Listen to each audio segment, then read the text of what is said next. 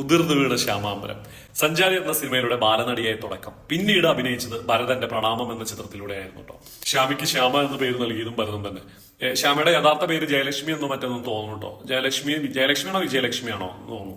നമ്മുടെ പാർവതിയുടെ first cousin ആയിരുന്നു ശ്യാമ. നായിക നിരയിലോട്ട് എത്താനുള്ള ഒരു അവസരങ്ങളൊന്നും ശ്യാമയ്ക്ക് ലഭിച്ചില്ല. ഗസ്റ്റ് റോളുകളും അനിയത്തി റോളുകളും മാത്രമായി ശ്യാമ തളച്ചിട്ടു. ശ്യാമയെ കുറിച്ച് പറയുമ്പോൾ നമുക്ക് ആദ്യം ഓർമ്മ ശ്യാമയുടെ കണ്ണുകളാട്ടോ. ഒരു വിഷാദം ആ കണ്ണുകളിൽ ഒളിപ്പിച്ചിരുന്നോ എന്ന് തോന്നിപ്പോ. ശരിക്കും അവരുടെ ജീവിതം യഥാർത്ഥം അങ്ങനെ തന്നെ ആയിരുന്നു തോന്നുന്നു. 1996 95 തോന്നുന്നു ശ്യാമ മരിച്ചത്. അന്ന് മാതൃഭൂമിയിൽ മൂന്നാമത്തെ പേജില് ചെറിയൊരു കോളത്തിലാണ് ശ്യാമയുടെ മരണവാർത്ത എന്ന് വന്നത്. സിനിമ നടി ശ്യാമ പൊള്ളലേറ്റ് മരിച്ചു. ഇതായിരുന്നു തലക്കെട്ടിയാണ് ഇന്നും ഓർക്കുന്നു കേട്ടോ.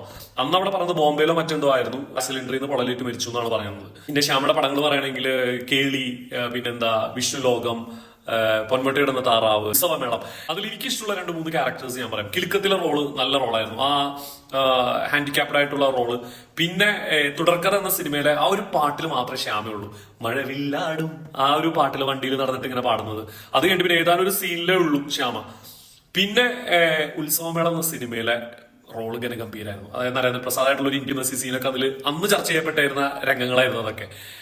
പക്ഷെ ഒന്നുമല്ലാത്ത സീനുകളും ശ്യാമ അഭിനയിച്ചു പോയിട്ടുണ്ട്. നമ്മുടെ പപ്പടസും തപ്പൂസില് കാക്കാപ്പൂച്ച എന്ന പാട്ട് സീനിലൊക്കെ എന്തോ ഒരു സീനിൽ മാത്രം ശ്യാമ അഭിനയിച്ചു പോയിട്ടുണ്ട്.